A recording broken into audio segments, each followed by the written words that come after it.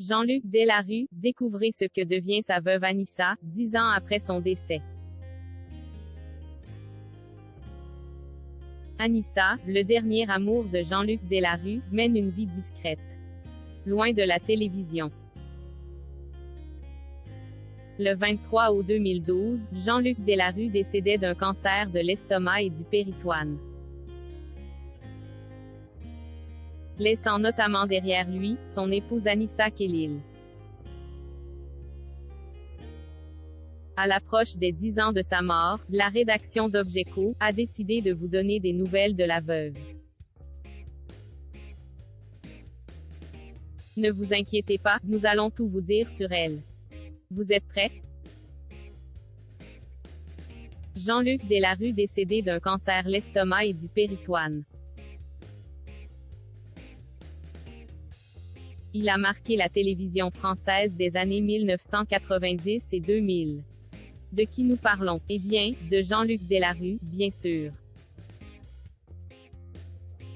Avec des émissions populaires traitant à la fois d'intimité et sujets de société forts, il a su fidéliser les téléspectateurs pendant de nombreuses années.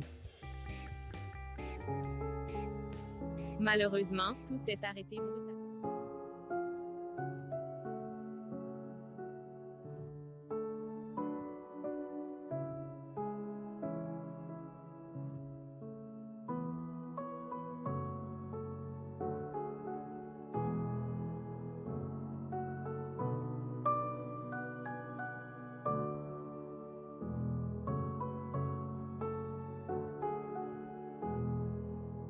Et du péritoine, Jean-Luc Delarue est décédé. C'était le 23 août 2012, à l'âge de 48 ans. Laissant derrière lui son épouse Anissa Khelil. Marié depuis 3 mois au moment de sa mort. Les amoureux s'étaient croisés une première fois en 2008 lors d'une exposition Louise Bourgeois, à Beaubourg. Ce n'est qu'en 2011 qu'ils avaient débuté une relation. 10 ans après, qu'est-elle devenue?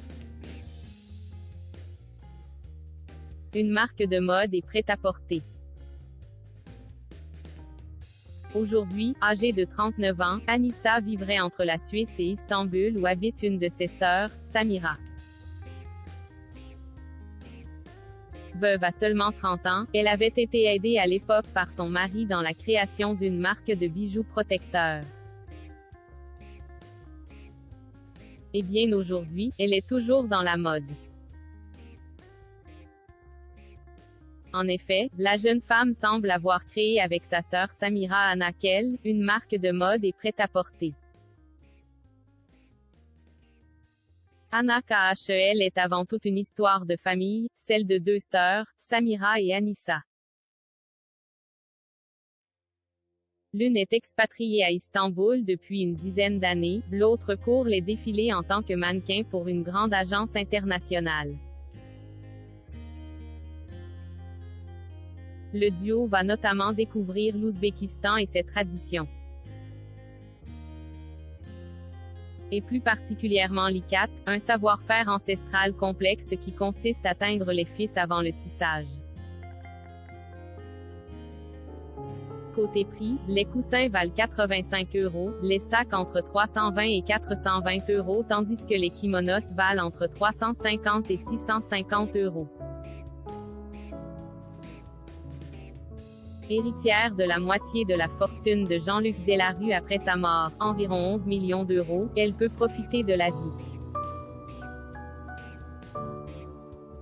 Comme l'animateur aurait voulu.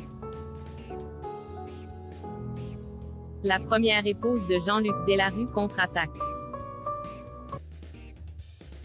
Suite au testament, Elisabeth Bost, la première épouse de Jean-Luc Delarue a saisi la justice. En effet, elle réclamait notamment l'annulation du mariage.